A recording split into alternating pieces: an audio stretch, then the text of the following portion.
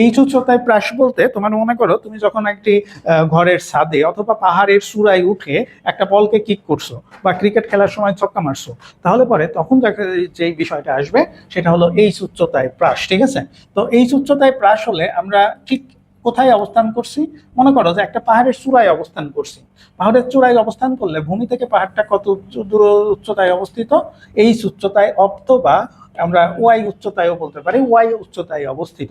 কিন্তু আমরা যে অবস্থানে অবস্থান করছি সেই অবস্থানটা তোমার হলো কি মূল বিন্দু।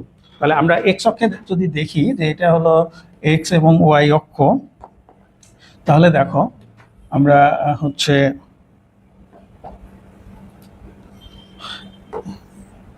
এটাকে যদি আমরা মূল বিন্দু ধরি, এটাকে যদি মূল বিন্দু ধরি, তাহলে পরে কিন্তু নিচের দিকে যে মানটা আসতেছে সেটা হলো নেগেটিভ, উপরের দিকে যে মানটা আসতেছে সেটা হলো পজিটিভ। ঠিক আছে? তাহলে এখন এখান থেকে কোনো বস্তু যখন ভূমি সমান্তরালের নির্দিষ্ট ভূমির সাথে নির্দিষ্ট কোণে যখন আমরা হচ্ছে নিক্ষেপ করব, নির্দিষ্ট কোণে যখন নিক্ষেপ করব, তখন দেখা যাচ্ছে যে এখানে একটা প্রাস তৈরি হবে। হ্যাঁ, তখন এই প্রাসের ক্ষেত্রে এই থেকে এখান থেকে এই পর্যন্ত যে অংশটা, সেই অংশটা প্রাসের নিয়মেই হবে। কিন্তু এই নিচের অংশটা অর্থাৎ ওয়াইয়ের মান বা উচ্চতার মানটা আমরা হচ্ছে কত ধরবো?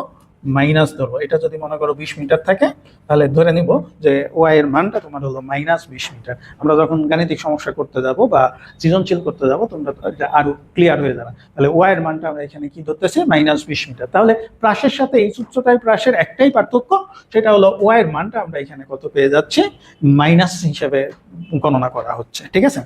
আচ্ছা, এরপরে আসো এই উচ্চতায় প্রাসের পরে আমরা হচ্ছে তৃতীয় যে বিষয়টা আলোচনা করছিলাম, সেটা হলো তোমার হচ্ছে এই উচ্চতায় ভূমির সমান্তরাল থেকে কোনো বস্তু নিক্ষেপ করা হলো। এই উচ্চতায় ভূমির সমান্তরাল থেকে কোনো বস্তু নিক্ষেপ করা হলো। মনে করো তুমি একটি ঘরের ছাদে বসে একটি বাগানের মধ্যে একটা ফল দেখতে, গাছে তোমার ঠিক সমান্তরালে একটা ফল দেখছো, সেই ফল মারার জন্য তুমি একটি ঢিল ছুড়লা।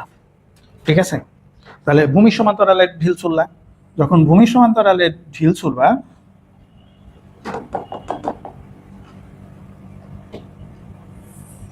এটা হলো 3 নাম্বার। 3 নাম্বারে আমরা বলছিলাম কি এই উচ্চতা ভূমির সমান্তরালে।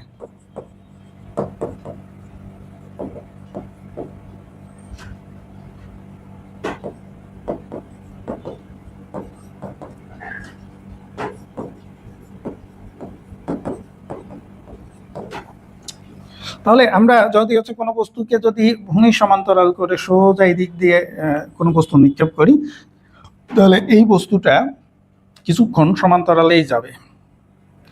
যাওয়ার পরে অভিকর্ষ ত্বরণের প্রভাবে এটা একটা পর্যায়ে ধীরে ধীরে নিচে নামতে থাকবে। তখন ধীরে ধীরে যদি নিচে নামে, তখন দেখো এটা কিন্তু আনুভূমিকের সাথে যেহেতু সমান্তরাল, সুতরাং থিটার মান এখানে আমরা কি পাচ্ছি? থিটার মান হলো 0।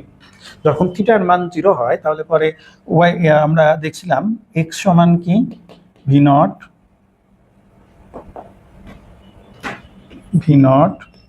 cos theta naught into t, এবং ওয়াই সমান v0 sin theta naught minus half g square. দেখো এখানে মাইনাসও ব্যবহার করা হয়েছিল এই কারণে যে এটা হচ্ছে তোমার কি জিটা উপরের দিকে ক্রিয়া করছিল, কিন্তু আমরা যখন ভূমি সমান্তরালে নিক্ষেপ করব, বস্তুটার অভিকর্ষ ত্বরণ নিচের দিকে থাকবে, যার কারণে এখানে মাইনাসের জায়গায় এখানে আমরা হচ্ছে কি পাবো? প্লাস পাবো। ঠিক আছে? আর এখানে যেহেতু ভূমি সমান্তরালে যাচ্ছে, থিটার মান 0, সুতরাং এখানে আমরা হচ্ছে কস থিটার মান যদি আমরা হচ্ছে 0 ধরি, তাহলে পরে কস থিটার মান হলো 0 ধরলে পরে কস থিটার মান 1। কস থিটার মান 1 হলে v0 এর পরিবর্তে আমরা হচ্ছে ভি ধরলাম, তাহলে ভিটি, যেহেতু এখানে বেগের পরিবর্তন নেই। আবার এখানে দেখো সাইন থিটার মান, তাই সাইন থিটার মান যদি 0 ধরি, তাহলে v0 cos থিটা নট, তাহলে এইটুকের মান আমরা হচ্ছে কত পাচ্ছি? এইটুকের মান আমরা পাচ্ছি 0 প্লাস হাফ জি স্কয়ার। তাহলে এই জায়গায় আমাদের ওয়াই সমান আমরা কি পেলাম? হাফ জি টি স্কয়ার। আর এক্স সমান আমরা কি পাচ্ছি? ভিটি। আচ্ছা, এটা শুধু যে আমরা হচ্ছে ভূমির সমান্তরালে যে কোনো বস্তু নিক্ষেপ করছি এটা না।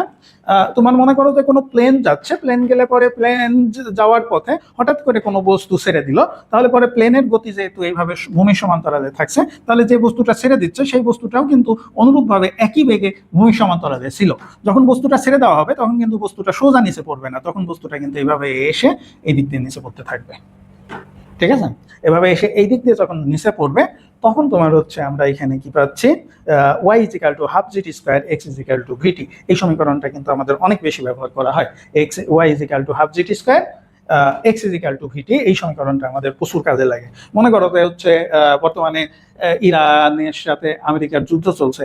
এখন মনে করো আমেরিকা কোনো হচ্ছে ইরানের কোনো লক্ষ্যবস্তুতে বোমা হামলা করলো, তো প্লেনটা যদি সোজা এইভাবে যেতে থাকে গিয়ে বোমাটা হচ্ছে ছেড়ে দিয়ে যায়, তাহলে পরে কিন্তু লক্ষ্যবস্তু মানে হচ্ছে এটা কিন্তু ঠিক এইভাবে সোজা পড়বে না, এইভাবে বাঁকা হয়ে পড়বে। তাহলে তাকে কিন্তু আগে হিসাব করতে হবে যে আমার প্লেনটা কোন অবস্থানে আছে, এই লক্ষ্যবস্তুটা কত দূরত্বে আছে, কখন ফেললে পরে এই বস্তুটা ঠিক এভাবে গিয়ে নিচে পড়বে, সেই হিসাব করে কিন্তু বোমা ফেলতে হবে। শুধু বোমা না, আমরা অনেক সময় দেখা যাচ্ছে যে হেলিকপ্টার দিয়ে যেতে যেতে বন্যার সময় হেলিকপ্টার দিয়ে উপর থেকে ত্রাণ ফেলা হয়। সেনাবাহিনী অনেক সময় আমরা দেখছিলাম যে বেশ কিছুদিন আগে দেখছিলাম যে রামুত পাহাড়ি অঞ্চলে, প্রত্যন্ত অঞ্চলে উপরে হেলিকপ্টার দিয়ে বীজ বপন করছিল। তো এই হেলিকপ্টার দিয়ে বা প্লেন দিয়ে যদি কোনো বস্তু ফেলা হয়, সে বস্তুর গতিগুলোও কিন্তু ঠিক এইরকম ভাবে হবে। ঠিক আছে, সেক্ষেত্রেও তোমার সমীকরণ হবে কি y = half GT square x = ভিটি। ঠিক আছে, অর্থাৎ আমরা যদি ভূমি থেকে উচ্চতার জানতে পারি তাহলে পরে খুব সহজে কিন্তু আমরা উচ্চতাটা জানতে পারলে খুব সহজে সময়টা বের করতে পারবো যে কত সময় পর বস্তুটি পড়বে, এবং হচ্ছে সেটার সাহায্যে কিন্তু কত দূরত্বে গিয়ে পড়বে সেটাও কিন্তু আমরা এখানে জানতে পারবো। সর্বশেষ যেটা হচ্ছে আমরা আলোচনা করছি সেটা হলো একটা ভূমির সাথে সমান্তরালে আসছিল, আর একটা হলো যে আনুভূমিকের সাথে নিচের দিকে থিটা কোণে, আনুভূমিকের সাথে নিচের দিকে, আনুভূমিকের সাথে আনুভূমিকের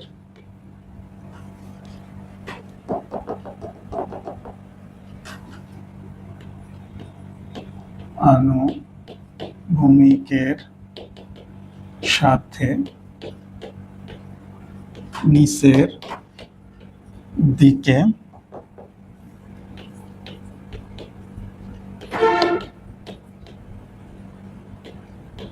নিক্ষিপ্ত বস্তুর ক্ষেত্রে, এখানে দেখো আনুভূমিকের সাথে নিচের দিকে নিক্ষিপ্ত বস্তু, এটাকে যদি আমরা থিটা ধরি তাহলে আবারও আমরা কিন্তু এখানে দেখো এখানে যে উচ্চতাটা পাচ্ছি, এই উচ্চতা y বা h, এই জায়গাটায় আমরা যদি এভাবে অবস্থান করি তাহলে দেখবা যে এখানে এইভাবে যদি নিক্ষেপ করা যায় তাহলে থিটা কিন্তু নিচের দিকে আসে। থিটা কোন দিকে আসতেছে? নিচের দিকে আসছে। অর্থাৎ এখানে হলো থিটার মানটা থিটা সমান হবে আমরা হচ্ছে মাইনাস, বাকিগুলো সব ঠিক থাকবে। তারপরে আমরা যখন গাণিতিক বিষয়ে যাব, থিটা প্লাসের জায়গায় মাইনাস হবে। আর আরেকটা বিষয় খেয়াল করবা যে এখানেও আমাদের হচ্ছে আগে প্লাসের ক্ষেত্রে কোনো বস্তুকে উপরের দিকে নিক্ষেপ করা হচ্ছিল, তখন কিন্তু অভিকর্ষ ত্বরণ জি এর মান ছিল হলো কি মাইনাস, কিন্তু এই জায়গাটায় তোমার হচ্ছে জি এর মানটা উপর থেকে যেহেতু নিচের দিকে পড়ছে, মাইনাসের পরিবর্তে তোমার হলো কি হবে, প্লাস হবে। আমরা গাণিতিক সমস্যা সমাধান করার সময় তোমরা এটা আরো বেশি ক্লিয়ার হবা। ঠিক আছে।